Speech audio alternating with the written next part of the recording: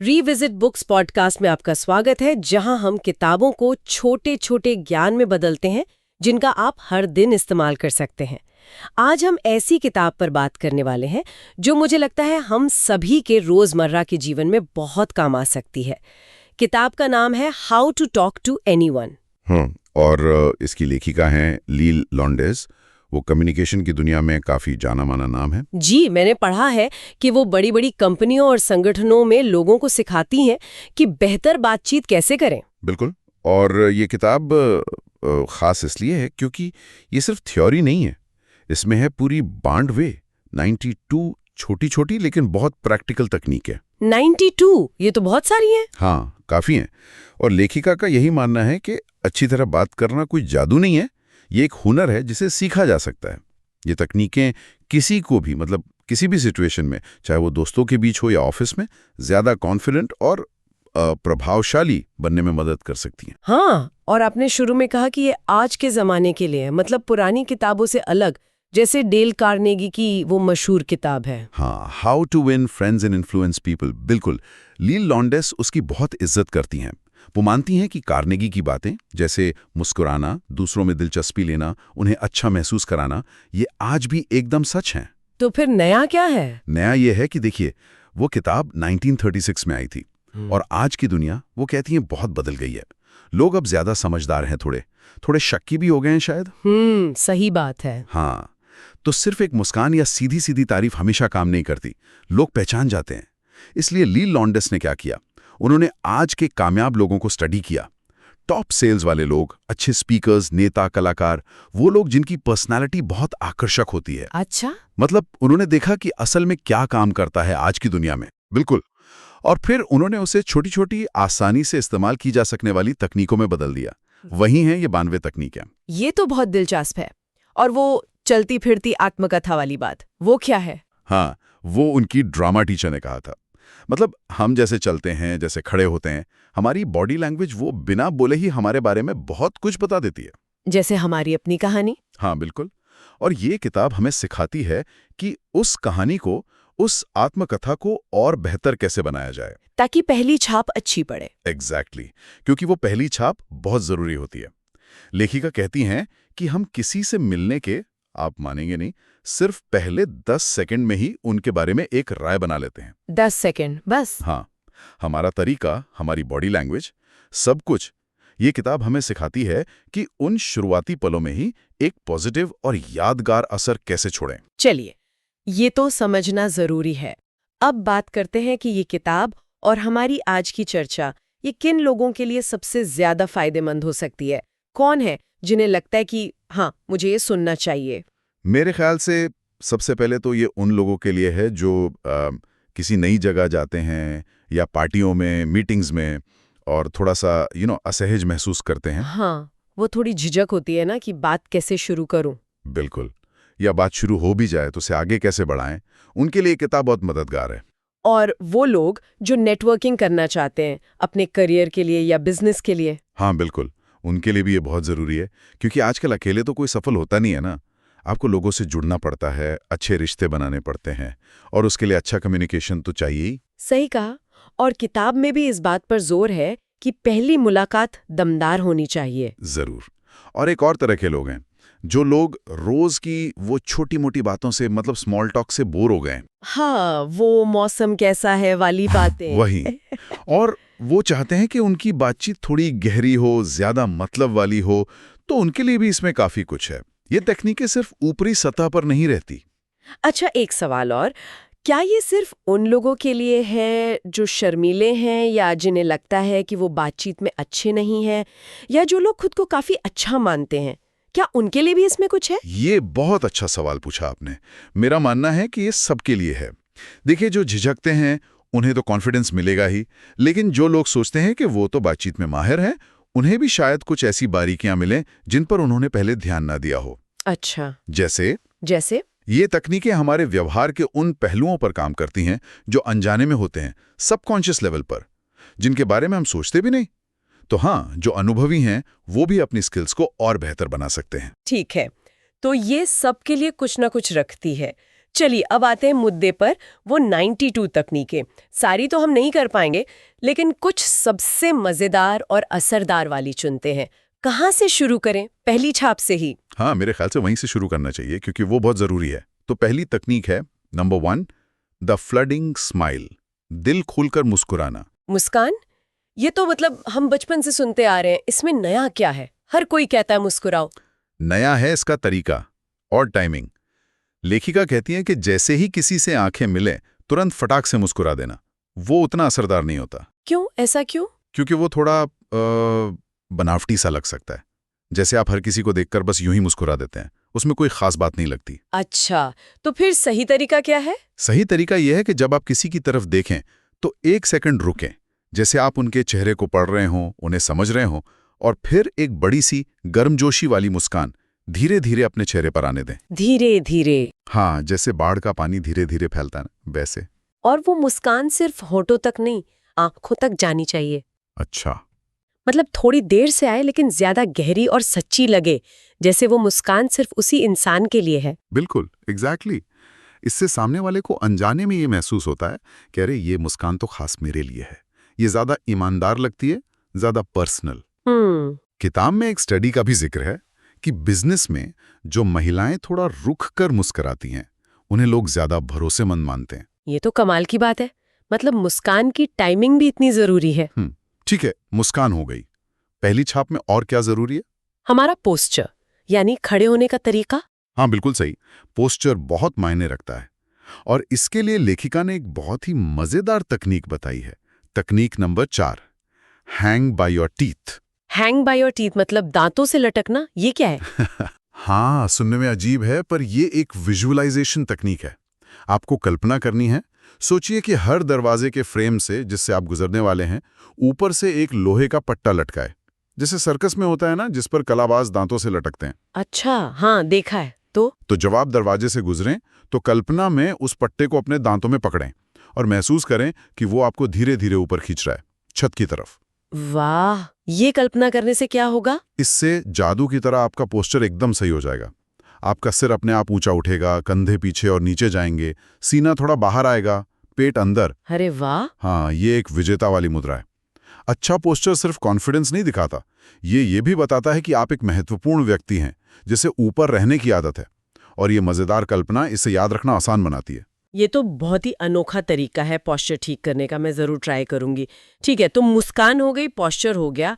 अब बातचीत के दौरान हमारी जो छोटी छोटी हरकतें होती हैं, जैसे हाथ हिलाना, चेहरे को छूना, फिजिटिंग जिसे कहते हैं, उसका क्या असर होता है? हाँ, ये बहुत जरूरी पॉइंट है और ये हमें लाता है अगली तकनीक पर।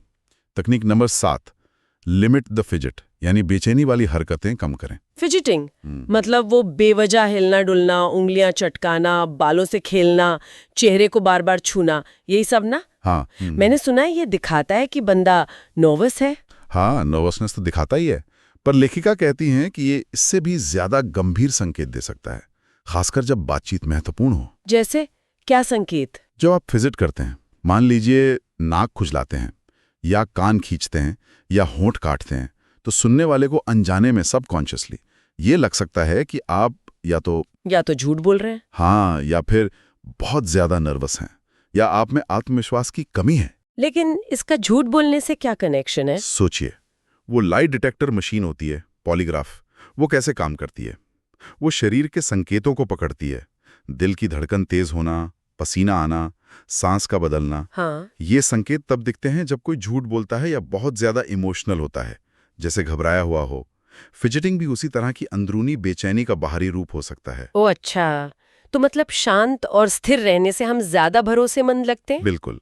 जब आप शांत रहते हैं, हिलते डुलते नहीं, तो आप ज्यादा कॉन्फिडेंट लगते हैं, नियंत्रण में लगते हैं और ज्यादा भरोसेमंद भी। तो अगली बार किसी जरूरी मीटिंग में या बातचीत में अपने हाथों पर, अपनी हरकतों पर थोड़ा ध्यान दें। कोशिश करें कि स्थिर रहें। ये तो बहुत ही काम की सलाह है।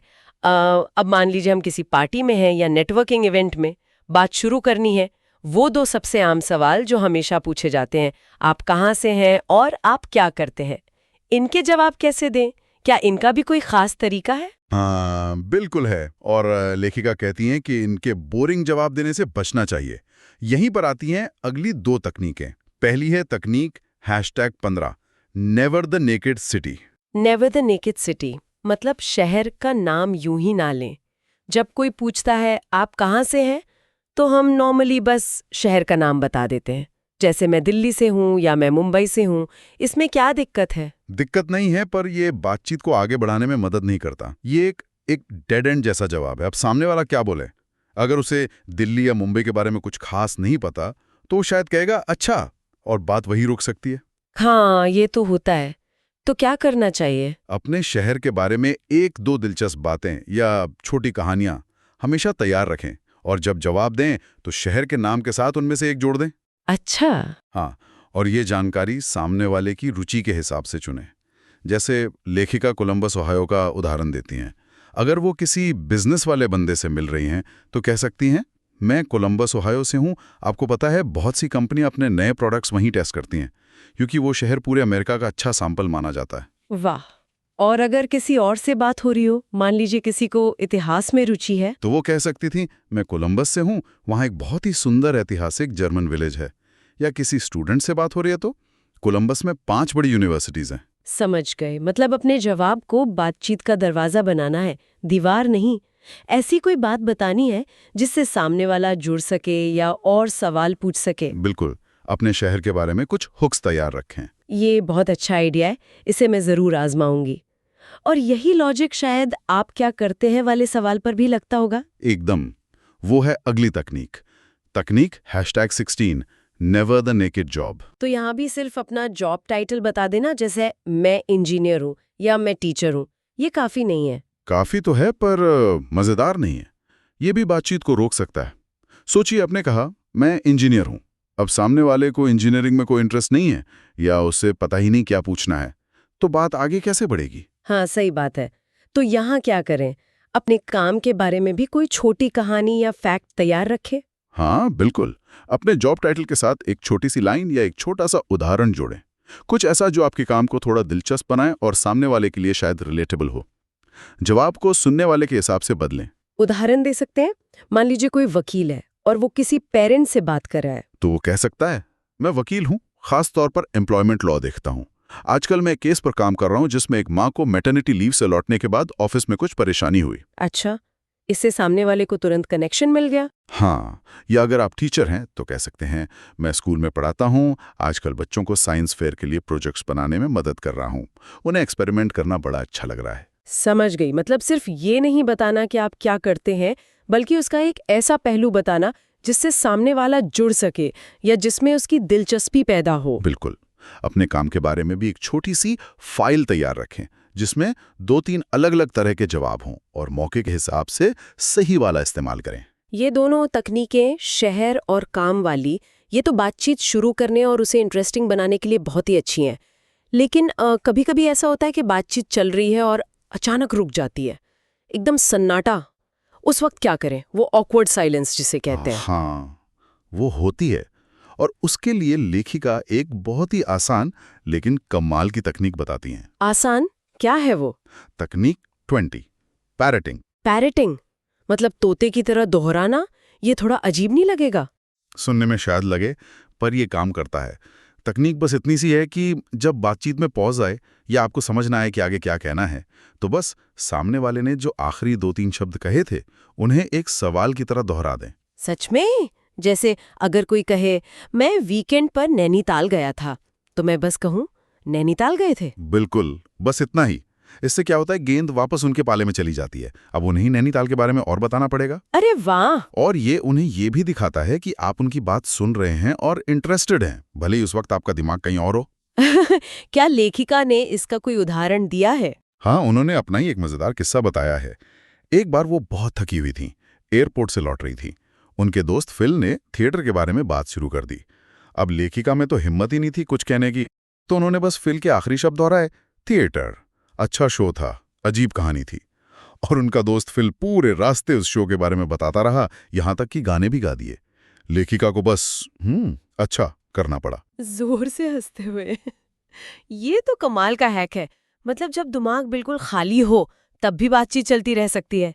लेकिन क्या इसका बहुत ज्यादा इस्तेमाल नहीं करना चाहिए, कहीं बनावटी न लगे? हाँ बिल्कुल, इसे हर वाक्य के बाद नहीं करना है, संयम बरतना जरूरी है। बस तब यूज करें जब वाकई जरूरत लगे, जब लगे कि बात अटक रही है। ये एक इमरजेंसी टूल की तरह है। समझ गई, इमरजेंसी टूल। अच्छा, पैरेटिंग से मिलती जुलती एक और तकनीक का जिक्र है शायद किताब में, इकोइंग। ये क्या है? और ये पैरेटिंग से अलग कैसे है? हाँ, यह है तकनीक 45, इकोइंग। ये थोड़ी ज्यादा बारीक है लेकिन उतनी ही पावरफुल। यहाँ आपको सामने वाले के खास शब्दों को पकड़ना है, उनके इस्तेमाल किए हुए नाउन्स, वर्ब्स, एडजेक्टिव्स, और उन्हें अपनी बातचीत में शामिल करना है। मतलब उनके चुने हुए शब्दों को आप भी इस्तेमाल करें। अच्छा, जैसे अगर कोई कहे कि उनका टॉडलर बहुत शरारती है, तो मैं भी टॉडलर शब्द का इस्तेमाल करूं, बच्चा या किड का नहीं। बिल्कुल। या अगर वो किसी चीज को फैंटास्टिक कहते हैं तो आप भी फैंटास्टिक कहें, बढ़िया या जबरदस्त नहीं। अगर वो कहते हैं कि वो बिल्लियां रखते हैं, हैविंग कैट्स, तो आप भी हैविंग कैट्स कहें, बिल्लियां पालते हैं, ओनिंग कैट्स नहीं। ऐसा क्यों? इससे क्या फायदा होता है? इससे एक बहुत ही गहरा सबलिमिनल लेवल पर कनेक्शन बनता है। जब आप किसी के शब्दों को इको करते हैं तो उन्हें अनजाने में लगता है कि आप उन्हीं की तरह सोचते हैं। आपके वैल्यूज, आपका बैकग्राउंड, आपके अनुभव उनसे मिलते जुलते हैं। देखिए, हर ग्रुप की, चाहे वो परिवार हो, दोस्त हो या कोई प्रोफेशन हो, उनकी अपनी खास भाषा होती है, कुछ खास शब्द होते हैं। उन शब्दों का इस्तेमाल करके आप दिखाते हैं कि आप उस परिवार का हिस्सा हैं, आप उनकी दुनिया को समझते हैं। इससे आपसी समझ और पसंद बढ़ती है। वाह, ये तो बहुत ही सूक्ष्म लेकिन गहरी बात है। पैरेटिंग बातचीत को बस चलाते रहने के लिए है, जबकि इकोइंग एक गहरा रिश्ता बनाने के लिए है। एकदम सही। ये 7 तकनीकें, flooding smile, hang by your teeth, fidgeting कम करना, शहर और काम के बारे में सिर्फ नाम ना लेना, पैरेटिंग और इकोइंग, सुनने में आसान लगती हैं लेकिन इनका असर वाकई बहुत बड़ा हो सकता है। निश्चित रूप से। और सोचिए, ये तो सिर्फ 92 में से 7 हैं। किताब ऐसी कई और छोटी छोटी काम की तरकीबों से भरी हुई है। क्या कोई और तकनीक है जो आपको लगता है कि हमें यहाँ जरूर बात करनी चाहिए? कुछ ऐसा जो शायद थोड़ा अलग हो? हाँ, एक और पहलू है जिस पर लेखिका बहुत जोर देती हैं, और वो है तैयारी और संवेदनशीलता। जैसे तकनीक नंबर 9 है, watch the scene before you make the scene. इसका क्या मतलब है? इसका मतलब है कि किसी जरूरी बातचीत या मीटिंग से पहले उसे अपने मन में विजुअलाइज करें, उसकी रिहर्सल करें। जैसे खिलाड़ी अपने मैच से पहले करते हैं? बिल्कुल। सोचें कि आप कैसे दिखेंगे, कैसे चलेंगे, क्या कहेंगे, सामने वाला क्या कह सकता है, आप क्या जवाब देंगे। ये मानसिक तैयारी आपका कॉन्फिडेंस बढ़ाती है और आपको उस वक्त ज्यादा सहज बनाती है। हाँ, विजुअलाइजेशन तो बहुत पावरफुल होता है। और संवेदनशीलता के बारे में क्या कहा? उसके लिए भी तकनीकें हैं। जैसे एक है तकनीक #69, हाउ टू मेक देम से यू हैव सुपर सेंसिटिविटी। ये कहती है कि बातचीत के दौरान सिर्फ अपनी बात पर ही ध्यान ना दें, बल्कि माहौल पर और सामने वाले की स्थिति पर भी ध्यान दें। कैसे? कोई उदाहरण? मान लीजिए आप किसी से फोन पर बात कर रहे हैं और आपको पीछे से कुत्ते के भौंकने की या बच्चे के रोने की तेज आवाज सुनाई देती है, तो आप बस अपनी बात कहते रहने के बजाय एक पल रुक कर पूछ सकते हैं, सब ठीक है वहां? आपको 1 मिनट चाहिए क्या? हाँ, ये छोटी सी बात दिखाती है कि आप सिर्फ अपनी ही धुन में नहीं हैं, बल्कि आप उनकी सिचुएशन के प्रति भी संवेदनशील हैं। ये वाकई बहुत मायने रखता है। और एक और तकनीक थी शायद, #79 लेंड अ हेल्पिंग टंग। ये क्या है? ये तब काम आती है जब कोई कुछ कह रहा हो और उसकी बात बीच में कट जाए, शायद कोई और बोलने लगे या कोई डिस्टर्बेंस हो जाए। जब माहौल शांत हो तो आप उस व्यक्ति की तरफ मुड़कर कहें, आप कह रहे थे कि, और उन्हें वहीं से शुरू करने में मदद करें जहां उनकी बात कटी थी। अच्छा, ताकि उनकी बात पूरी हो सके। हाँ, ये दिखाता है कि आप उनकी बात ध्यान से सुन रहे थे और उसे महत्व देते हैं। ये सब बहुत छोटी छोटी चीजें हैं, लेकिन इनसे सामने वाले को बहुत अच्छा महसूस होता होगा, है ना? खास महसूस होता होगा। बिल्कुल। और यही इन तकनीकों का असली मकसद है। ये सिर्फ चालाकी या ट्रिक नहीं है, ये लोगों से बेहतर तरीके से जुड़ने, उन्हें समझने और उनके साथ मजबूत रिश्ते बनाने के तरीके हैं। जब आप दूसरों में सच्ची दिलचस्पी दिखाते हैं और उन्हें महत्वपूर्ण महसूस कराते हैं, तो वो अपने आप आपकी तरफ खिंचते हैं। तो कुल मिलाके how to talk to anyone हमें यही सिखाती है कि अच्छी तरह बात करना कोई रॉकेट साइंस नहीं है। ये छोटे छोटे सीखे जा सकने वाले हुनर का एक सेट है। हाँ, ये वो छोटी छोटी चीजें हैं। आपकी मुस्कान कैसी है, आप कैसे खड़े होते हैं, आप फिजिट करते हैं या नहीं, आप अपने शहर या काम के बारे में कैसे बताते हैं, आप दूसरों के शब्दों को कैसे सुनते और इस्तेमाल करते हैं, आप कितने संवेदनशील हैं। ये सब मिलकर एक बड़ा फर्क पैदा करती हैं। लेखिका का मानना है कि इन 92 तकनीकों में महारत हासिल करके कोई भी अपनी जिंदगी में वो सब कुछ पा सकता है जो वो चाहता है। बेहतर दोस्ती, प्यार, बिजनेस में सफलता, सब कुछ। और सबसे जरूरी बात जो शायद किताब में बार बार आती है वो है अभ्यास, प्रैक्टिस। इन तकनीकों को सिर्फ जानना काफी नहीं है, इन्हें इस्तेमाल करना होगा। बिल्कुल। जैसे वो स्कीयर का उदाहरण था किताब में, वो बार बार प्रैक्टिस करके ही बर्फ पर इतनी आसानी से फिसल पाता है। वैसे ही हमें इन कम्युनिकेशन स्किल्स का रोजमर्रा की जिंदगी में लगातार अभ्यास करना होगा। हाँ, शायद आज की चर्चा सुनकर लोग कोई 1 या 2 तकनीक चुन सकते हैं जिन्हें वो आज से ही आजमाना शुरू करें। हाँ, क्यों नहीं। शायद वो फ्लडिंग स्माइल हो, या अगली बार किसी दरवाजे से गुजरते वक्त वो हैंग बाय और टीथ वाली कल्पना, या अगली बार किसी से मिलने पर पैरटिंग या इकोइंग का इस्तेमाल करके देखें। छोटे छोटे कदम ही बड़ा बदलाव लाते हैं। और शायद सबसे बड़ा सबक जो मुझे समझ आया है वो ये है कि अच्छी तरह बात करने का मतलब सिर्फ ये नहीं है कि आप क्या कहते हैं, बल्कि ये भी है कि आप दूसरों को कैसा महसूस कराते हैं। एकदम सही कहा आपने। जब आप लोगों को सुना हुआ, समझा हुआ और महत्वपूर्ण महसूस कराते हैं तो आप एक ऐसी छाप छोड़ते हैं जो हमेशा याद रहती है। ये था आज का विश्लेषण। हालांकि ये चर्चा पुस्तक के पूरे पाठ का स्थान नहीं ले सकती, लेकिन ये इसकी शिक्षाओं की एक झलक जरूर दे सकती है। मुझे आशा है कि आपको ये चर्चा उपयोगी लगी होगी और मैं आगे भी आपके साथ साझा करने के लिए उत्सुक हूँ। मुझे बताएं कि आप अगली बार किस पुस्तक पर चर्चा सुनना चाहते हैं।